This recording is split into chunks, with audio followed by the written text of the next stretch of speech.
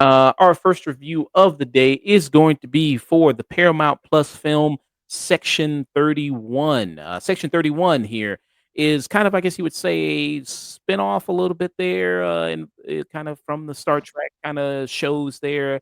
You have Michelle Yeoh returning as her character, Philippa, how you say it, I think Giorgio, it's Giorgio. Giorgio there, Yeah. who now when Star Trek Discovery came out, I did watch the first season of that show. And I didn't go back to it, not because I hated it or anything. I just got busy watching some other stuff there. And then I guess you guys tell me, well, it doesn't even really matter anymore because Star Trek Discovery isn't even canon anymore. So it doesn't even really matter if you finish it. So you had that. But I do remember this character from it. You had Michelle Yeoh in it. And this was kind of, I think she was on Discovery before the Yeoh-essence happened, because now you see Michelle Yeoh in basically everything. A lot of movies, shows now, you see Michelle Yeoh in a bunch of stuff.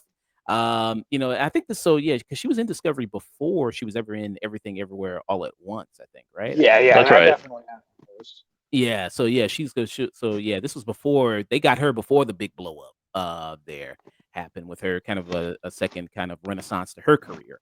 But yeah, so you have her character in that, and so this is dealing with it. This is a spoiler in case you haven't seen Discovery there. But the mirror universe of her character, because you had two versions of the character she was playing. She had the good version of her character there, and then she also had the mirror version of it, which is a Star Trek concept there, where the mirror version is basically the evil doppelgangers of the good characters that we see in the main Star Trek kind of timeline there. And so 99% of them have goatees. 99% of them have goatees there. It would have been cool to see Michelle Yeoh with a goatee. I think she could have rocked it. I think it would have been kind of cool. Yeah, it was a missed opportunity not to give her one. Yeah.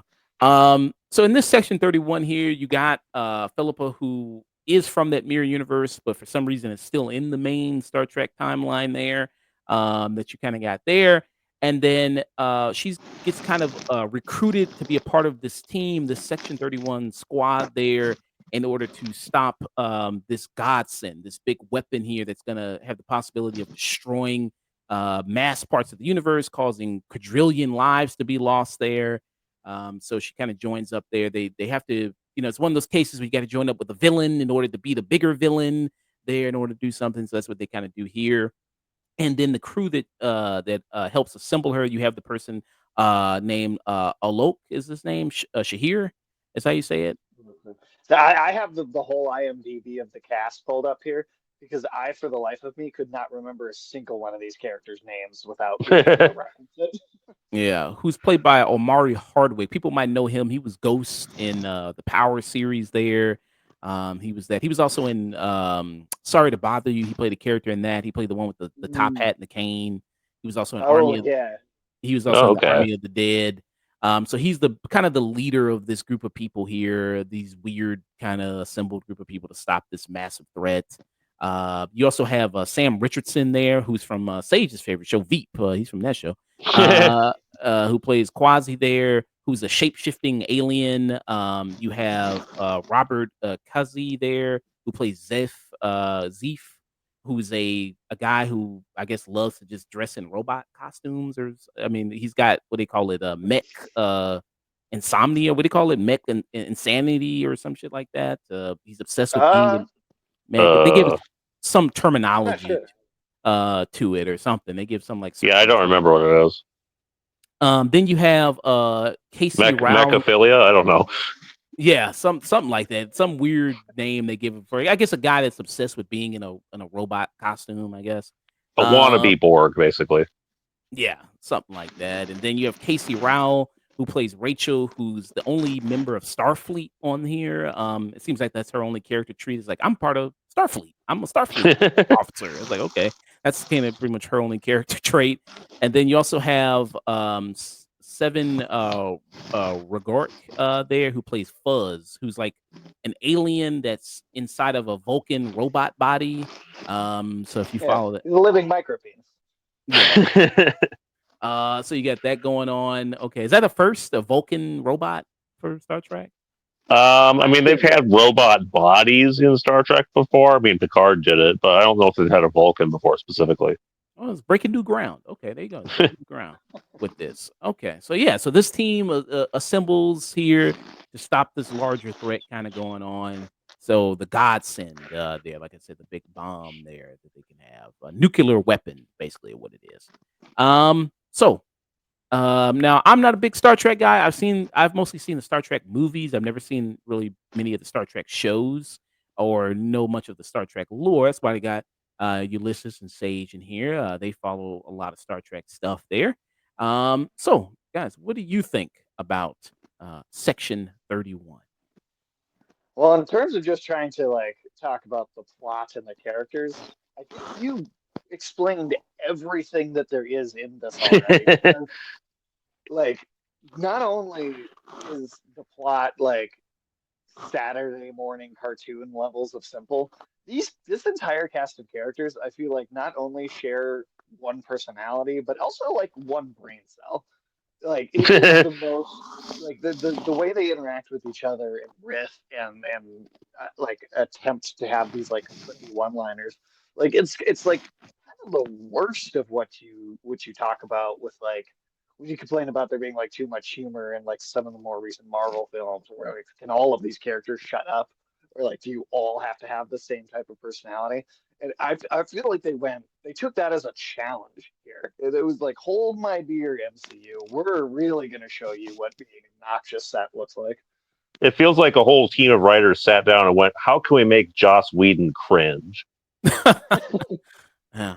Because everybody's, I guess, the funny guy here at some point. I mean, you know what I mean? A little bit there. I mean, you have, I guess, the Rachel character who's more, I mean, you have, well, first of all, in the beginning of this, the opening of the movie, you do have Michelle Yeoh, who basically already tells you the personality traits of everybody in the movie already.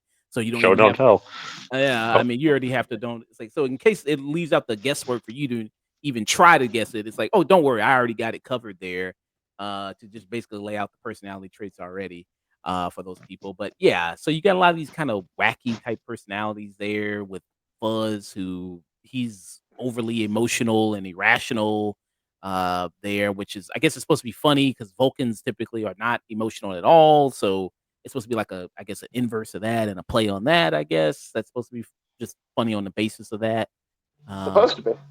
Yeah, like Fails at it, but isn't it funny if looked at a Vulcan and say, what if Vulcans were mentally challenged? Like wouldn't that be kind of funny? So you got that. Then Sam Richardson, who's mostly known for doing comedic performances, like mostly you'll see him in comedic things, like him as this shapeshifting kind of alien there. There's that kind of goes, and I guess his personality is he shapeshifts. I mean, that's kind of like, I mean, really, he's just the trickster shapeshifter guy. Then I forgot to mention there was the other character, the bald headed woman who dies pretty she doesn't last long enough to be a character. yeah, you know what I mean. She didn't really last long enough there, but she kind of dies early into it there. Um, yeah, so Michelle Yeoh is extremely talented woman. Very good actress. Love watching her in a bunch of different things. I liked watching her in Wicked there. I just saw that she was just in that recently there, and I liked watching her in that. And like I said, she really is having a second career jump there, and sometimes you love to see it. Kehi Kwan is also having that moment there as well there, who also was from Everything Everywhere at Once. Um, and like I said, I've been removed there from the Star Trek stuff since watching the first season of Discovery there. So I don't really know what they've really done with the character much since then. So besides for this movie, what have they really done with the character that she's kind of playing here? I'd have to wait to like season 3 of that show before I stopped watching it. But it seemed, from what I understood, of what I did see, they basically just kept kind of re-establishing that she was, you know, as evil as possible, ruthlessly like just genocidal as a background villain kind of that they had to deal with on occasion. And then by season 3 of Discovery, they've like jumped crazy far into the future and she does not go with them. So I think that that's all of the show that she's there for. And again, I haven't seen like three or four too much, but I mean, it really was just reinforcing how evil she was, kind of at every turn, was most of what that character's purpose was. And like Michelle Yeoh is, even fun in that part, but as a minor character that pops up occasionally because her whole thing is just chewing the scenery. It's not a deep character. It's not a relatable character. It's not a likable character. It's not a character It's you should just ever sort root of for. it's just sort of like Boris Badenov Star Trek edition. Mm, yeah. Um, yeah. And so the woman who played the bald headed alien there, Millie, I think there, that was the same woman I think was in also wasn't she the main character in Star Wars Outlaws? It was Humphrey Gonzalez there. I think she was in Star Wars Outlaws, wasn't she in that? So I'll click on her name here. I have not played Star Wars Outlaws, honestly, and I I haven't want to say that's the paid a yeah ton of attention to it. It uh looks like her though. yeah the It main does look like her. character from that though. Which Yes, I guess it was. the cackling villain there that is nothing but evil villain. I mean, it can work. I mean, because Kate Blanchett played her, I think, very well as Hela in Thor Ragnarok, right? But that was Yep. only in that one movie. That was kind of a limited kind of role there that you had it, and she wasn't. I mean, they're treating her as like she's the main character. Basically, Michelle's like, you're Yeah. coming to really see this from Michelle Yeoh. All these other people, it's like, okay, these people really don't matter. It's just they're there to just back up Michelle Yeoh in this. You know, she's the lead singer. Everybody else is Tito there. So you kind of got that going on. And even here, it's like, okay, none of these people really have that much interesting personalities to really follow. And then you said that none of these characters have appeared in other Star Trek stuff. So it's Not as Nope. far as I'm aware. I believe that there was an episode of Discovery that like showed Section 31 and showed Michelle Yeoh's character like getting this job. But even in that show, the like group of characters that was shown off was a different group of characters played by a different group of actors that was meant to be like a setup for what this was actually supposed to be a series originally. This wasn't just going to be a movie. And I don't, who knows what went on behind the scenes, but I have a sneaking I know a suspicion that, little bit oh, because okay, this well, you was, take over then. from what I've heard and read, is that this was a project that had begun in like 2019, I think, and they originally wanted it to be a show. And what ended up happening was COVID. COVID completely demolished any efforts to proceed onto the show, and as like time went by and they sort of resurrected it, they're like, okay, well, what can we do with this property? Michelle Yeoh is a bigger deal now. Can we really keep her for a show? And like, how is this going to relate to all the Star Trek shows we're doing now? Screw it, we'll just turn it into a movie. Basically, is what happened. mm, okay. Because like Section 31 in and of itself, so it has a basis within the Star Trek universe. I Um, think it was first introduced in Deep Space Nine, so it's been That's around correct. as like a concept for a very long time. It's just never been like a focus. It's okay. been referenced in a handful of episodes here and there, but like, it's like a minor antagonist. Okay, so it's treated as an antagonist, not like an Yes. Yes. Yeah, they're okay. supposed to be like the CIA almost, right? Where like they're supposed to be horrible, awful, corrupt, like they're just not good. Like not They're good at supposed to be all. the dark side of the Federation that the more heroic characters we would see in a show like Deep Space Nine are supposed to stand against as sort of like a moral lesson, basically. Yeah, Okay. like Kirk or Picard would hate the entire concept of Section 31 as an organization. Okay. Gotcha. Okay, so it's like a covert type organization, like CIA. Okay, so they do missions that so like the Suicide Squad type stuff. They do missions that the goody two shoes Something like that. Yeah. Starfleet won't do. Okay. Gotcha there. All right. So yeah, so you got that. And also this movie, I guess, serves as also a little bit more of a backstory to Michelle Yeoh's character and give kind of more of her, which I don't know if it was shown in the show before, but like I don't think so, but I also feel like I mean, it's maybe 5 minutes of backstory. Like you get a Yeah, she little doesn't bit, get a lot but of backstory.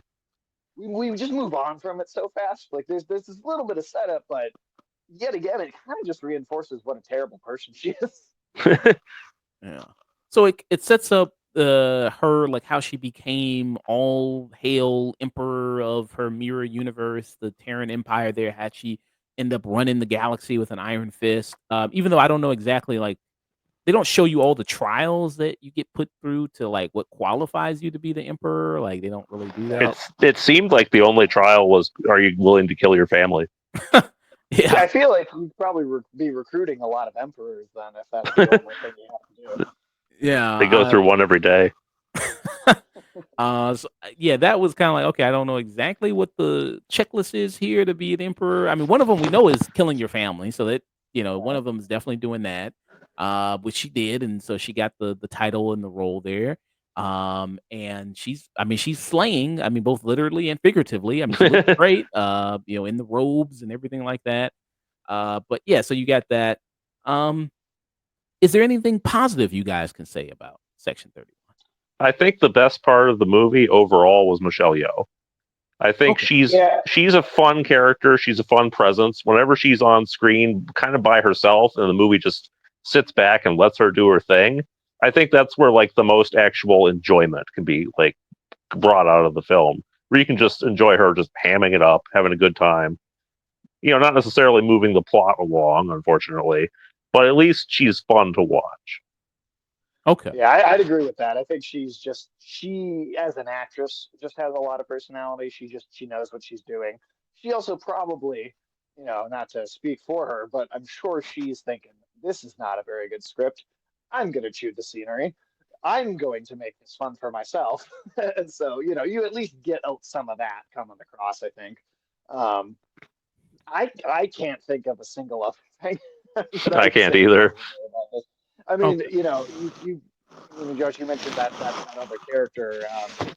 She played by was it the Mel character that Humberly Gonzalez played? Just to go back to the beginning of the movie for a second, it's so over edited. Like we kill that character off in like this action scene right at the beginning. It is like it was almost reminding me of like I've never seen the full film, but if you see like clips of the action scenes in like Taken 3, where it's like there's just like 30 to 40 cuts in like a single like shot basically because I don't know why. I don't know that somehow they thought that looked good or the actors couldn't do the choreography or what it is, but really really bad camera work here. Really really bad editing. What annoyed me even more than the constant cuts was the constant zooms in and out that were completely unnecessary and disorienting. Like I felt drunk sometimes just looking at the screen. Mhm. So it's interesting you say that. I mean, so you think Michelle Yeoh kind of comes out unscathed on this because this is getting pretty torn apart here. You look on Rotten Tomatoes. I mean, both the audience critic score. Even though I know I don't base everything on Rotten Tomatoes, I'm just giving a general, slight consensus maybe of what people kind of feel. So it's 19% from critics and then 16% from the audience there.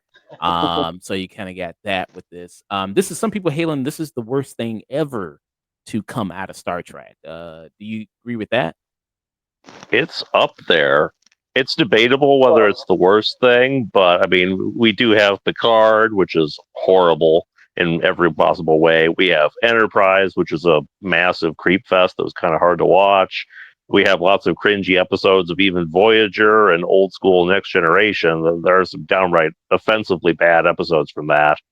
And this might be the worst in terms of like professional filmmaking like quality, but it's not necessarily the worst, in terms of writing, just close to it. Mm.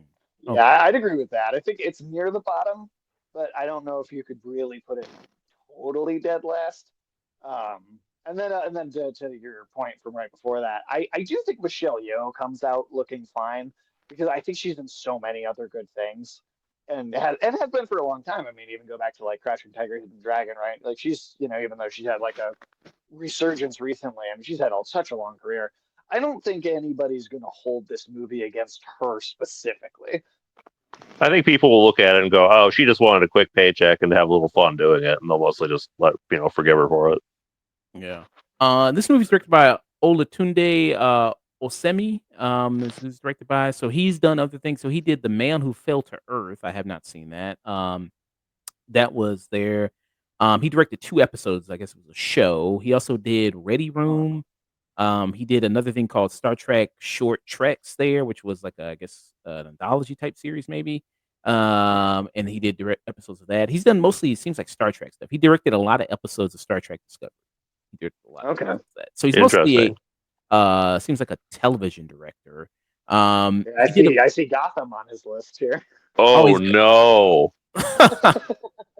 the one of the movies he did direct, he directed The Fourth Kind, which was a sci-fi film. There he I know I saw that, but I don't remember anything about it. Yeah. I think I did maybe see it. It's with Mila Jovovich, which you already know. Like if Mila Jovovich is in it, then okay, that's kind of Why not? yeah. That's like having the guy from what's his name from A Clockwork Orange and something. Oh God, yeah. Malcolm Malcolm McDowell. Yeah, McDowell. Oh. yeah, he's one of those actors. Not that long ago, me and someone sat down, looked through his entire IMDb, and out of the like 300 things on there, we had heard of like 4 of them. Yeah, it's just like one of those type of people. It's like okay, they're in something. It's probably some schlock there. You gotta that. This is written by the screenplay is by Craig Sweeney, who did that. So he's also done things. So it seems like he's mostly a television guy. His other work includes he's writing that show Watson, which is another like Sherlock Holmes adaptation type thing. Except it's like a procedural, like Grey's Anatomy too. Oh Oh, yeah. terrible. Then he's also done a show called The Code. He does that. He wrote for Star Trek Discovery there. He wrote Limitless. He wrote for Okay, well that's Elementary, one thing. which was the other Sherlock Holmes show there.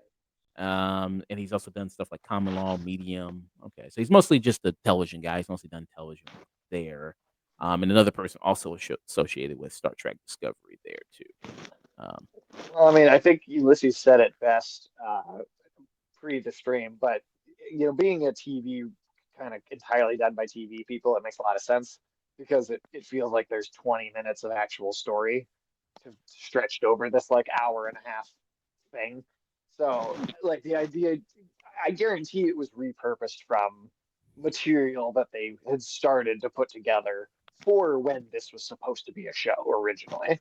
Yeah, this really does feel like they started making an episode of a show, and then when they realized it was going to be a movie, they went, "What do we do? I don't know. Let's just put in some jokes and ramp up the special effects a bit, and then we'll just keep going with what we have." Mm, yeah. And I mean, the way this movie's kind of positioned, I mean, you talked about Section 31 kind of being seen as like this covert ops type of thing. I mean, the whole premise, the plot of it seems like way lesser Mission Impossible type movie. Fast and Definitely. Furious type film there that you kind of got there. And then it's mixed in with a little bit of a mystery a little bit here, especially with this character. So there's a character that comes in from their past, which is kind of set up in a very obvious way because during her backstory, Yeah, it he's kind of killed its own mystery. yeah, it's like who's this person that has this weapon? It's only one person could ever know who this weapon is, but they're dead. Like, no, it can't be them. It's like He might as well have had been walked in with like a sign with his name on it, like somebody waiting at the airport. that actor, James Hakuri Liao, they plays Sane there. So you saw in the opening of the movie that it was the two of them. They were competing against each other. Who was going to be 100% Hitler, and she won. I hope that's the name of the reality show that this Emperor process is based on in the Mirror Universe. Yeah. So yeah, they do a competition. He lost. She ended up winning, and then, but also when they were in their midst of the competition, they had feelings for each other and they fell in love. And she ended up like marking him and burning his face, and then keeping him as a slave. I guess true love for you. That's what you do. Um, and then so yeah, she thought he had died, but no, he had went to the same universe as her. Now, okay, so I haven't watched Star Trek in a minute. How do people cross from the mirror universe to the regular? How does that? I mean, even in It's the good just show, kind of whatever the writer wants it to be. To be honest, yeah. there's like so many different things that have been done over the years for how you can just magically drift from one universe to the other. It's like, oh, you fly into a certain nebula at a certain warp speed, and there you go. It's just kind of lampshaded by whatever. And that goes for even like the good Star Trek shows, like even good episodes that deal with stuff like concepts like this. They'll just make something up for that episode, and it's not necessarily consistent with how they do it at any other point in time. You Oh, just tear open a wormhole with some magic device, whatever. okay. So he ends up coming over there with the godsend weapon there that's gonna, and I guess his plan is he's gonna be 99% Hitler as opposed to her 100%, and then so he's gonna be a more compassionate Hitler dictator genocider than she is. It's like you killed 3 quadrillion people. I'm only gonna kill 1 quadrillion people, so that makes me better than you. This Um, movie really makes you wonder whose side you're supposed to take, right? yeah, Hmm. so it's kind of like that.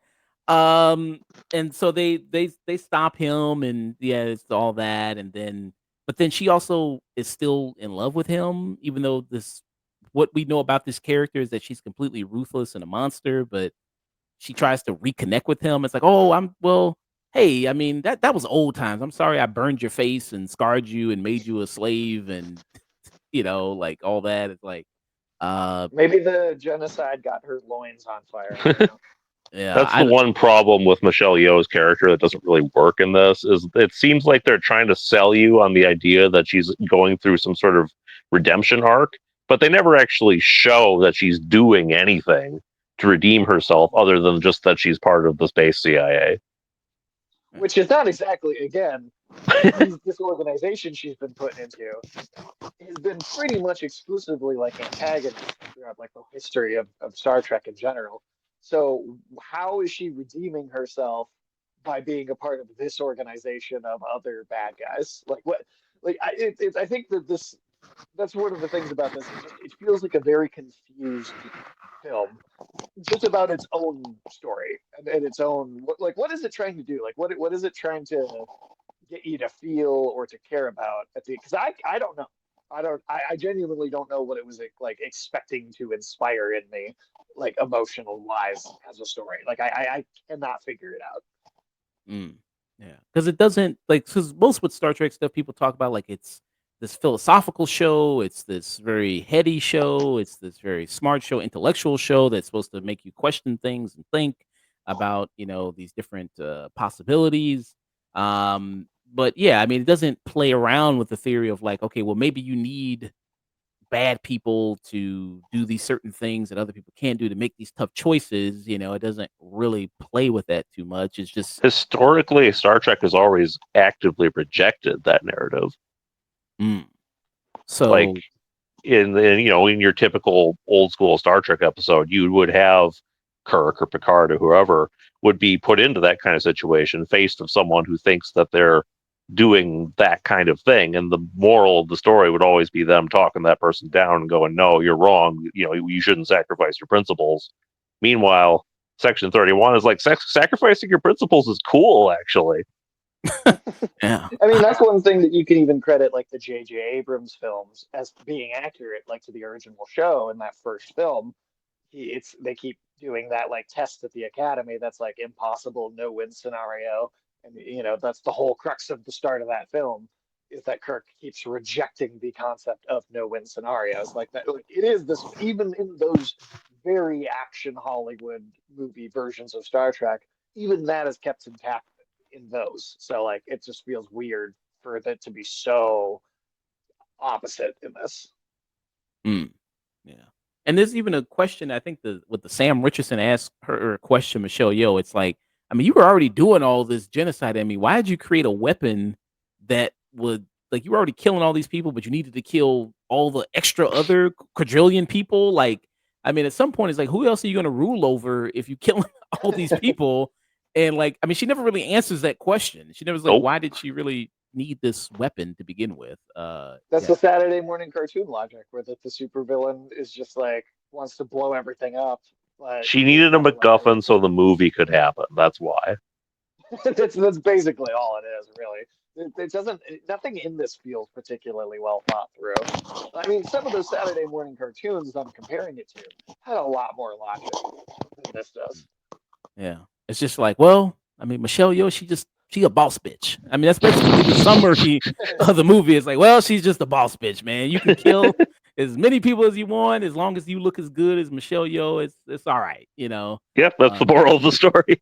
You know, if Hugo Boss is designing your clothes, then hell, there you go. There you get it. Okay, awesome.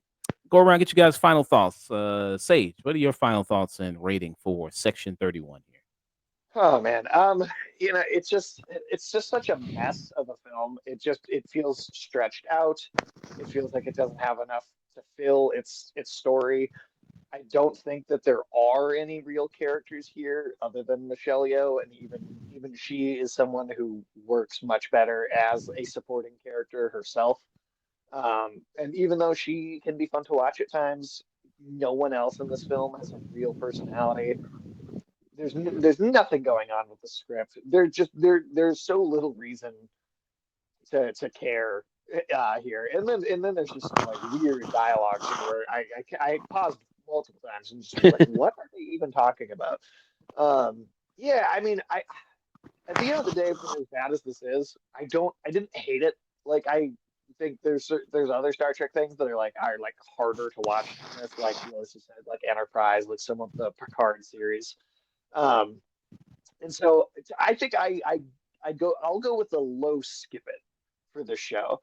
I'm not going all the way into a burn it because it's not as boring as say something like Dune Prophecy, that I did give a burn it to, where I like it was Wow. painful to sit through.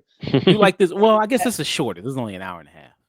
It's shorter, and here's my caveat: is if you have friends to watch it with, it's kind of it's kind of a good like bad movie night movie. Like if Mm. you have a bunch of friends, if you're someone that likes to get together with a group, watch something terrible and make fun of it, it works for that. Something like Dune Prophecy, just as a comparison, there's not even entertainment to be gained from that show in that context. So that's the only reason I would give this a slight edge over it. Mm. Okay. What about you, Ulysses? I would have to agree with Sage. I would also give this a low skip it because I mean this movie is rubbish. It's cheap. The sets are visibly like cheap and plainly set up. The dialogue is atrocious, especially when the movie thinks it's funny. And the cinematography is hard to look at for much of the runtime, especially whenever there's an action scene, you have no idea what's going on. Whenever that Vulcan robot character is on screen, the camera likes to fly down his throat to show you the weird little alien thing floating around inside, and it looks bad. And the movie wastes a lot of time in this nightclub where there's just a bunch of nothing going on. It's a movie that has next to no substance to it, but it isn't as offensively bad as it could be. That's the best thing I can say for it. And it's the kind of movie where, like Sage said, if you have a bunch of people where you can all just sort of gather around and have a laugh at how dumb this movie is and at the weird, overly long comedy scene where nobody actually tells a joke, then you can potentially have a good time. Just make sure you have some drinks. If you're going to try to watch this by yourself, oh, just don't do it. Don't do it. Value your time more. Yeah. I mean, this is kind of a lame, weaker version of, it seems like they're trying to do a Mission Impossible movie, but put it in the Star Trek universe, and you might as well just watch a Mission Impossible movie that was way better than what this is. The cast and people assembled here, the characters that they're playing, like I said, they're all just backup dancers to Michelle Yeoh here, who is the star. Like I said, everybody else is Tito in this, and they're not even very good at being Tito at that. Nobody here is really all that interesting. I don't think it's the fault of the actors. I just think it's the fault of the script and the characters that are written here. Um, they range from annoying to just downright terrible. Also if they're pointless. pointless there a lot of the times. There's a character who switches sides in it, and it's like, okay, I don't really care. That goes there with that, and then the character shows back up again at the end, and like it's a different version, and it's like, and the movie does tease like they're gonna do like sequels and stuff, and further like Section 31 movies. I don't think that's gonna happen. The way that this movie's being received, I don't think that's gonna happen there, but it does tease that at the end. I mean, one of the saving graces, as we talked about, is Michelle Yeoh. I mean, it goes to the strength of Michelle Yeoh and the power of Michelle Yeoh there, I guess, that even in something like this, she can be the glimmer there in this. And I'd still give it a skip it there. I mean, I still would give it that. I wouldn't give it a positive score. And I can definitely see why people are hating as much as they are with that. I mean, the action isn't really all that good either. If you were just looking for a fun, sci-fi action film, it's not on that level either. But like you said, maybe works as a terrible sci-fi film you can watch there, have around with some friends, drink some beers, maybe have a good time, laugh at kind of the ridiculousness of this is there, and just revel in Michelle Yeoh getting a paycheck, going for it. So yeah, three skippets all around for section 31. Nothing says quality like 3 skippets. Yeah, I mean, I guess you want to see what some people were saying there, audience wise. Yeah, why not? I would love to. Okay. I would be shocked if you could find a good, like a positive blurb to read. That doesn't sound like it was like written by AI or something. There's some positive critic scores here. Let me read some of these ones here. So let me read. This is a positive critic score. So this person says David Binaculo says it's enjoyable enough and it fits nicely into the Star Trek canon, and Michelle Yeoh never fails to entertain. Okay, he's from NPR. Okay, Oh. and then you got to scroll all the way down to all these negatives to get to another kind of positive one. Okay, this person says Alan French, Fandom Wire, says giving us a spy show in the Kurtzman universe is a win. Section 31 is a fun reentry into the universe. So even if it's not perfect, it's well worth your time. Okay, he says that. Yeah, I disagree with that wholeheartedly. Let's go These to sound some. like they were definitely paid, like to just be like, yeah, just say something nice. Let's go to some of the audience scores here. Okay, let's take this out. All right. The audience score. So this person gave it half a star. They said the fact no one was fired as a result of this movie just proves that mediocrity in Hollywood is dead. It's as though it was written by brain damaged chimps. Anyone who found this even remotely entertaining or possessed any positive element needs to undergo forced sterilization, along with the Jesus, entire writing and All production staff. right. Who somehow managed to squeeze this steaming lump from their bowels. Okay. damn! Did Space Hitler write that one? Yeah, was that person from the Mirror Universe? Maybe. Must have got a goatee. This person says this is the most hated Star Wars I've ever seen. Luke is gone. Han is now gone. I think that's a joke one. Yeah, That's gotta be. Right. yeah. That is not Star Trek. After 20 minutes, I had to turn off the stream. Your heart bleeds. Okay. Uh, Zero. My God, what a clusterfuck of it. And they probably did it just because they could. I would never watch a new Star Trek production again and risk greedy fuck ups destroy the universe for me. Just sign up to Sky Showtime to watch Star Trek. Well, I'm out of here. Can't agree they do to Star Trek and will not give them a dime more to ruin it further. A-holes. Hmm. Okay. If you get an editor on some of these user reviews. Yeah. Yeah, it needs an editor almost as badly as the movie did. Yeah. So that's some of the people thought there about Section 31. If you want to go check it out there.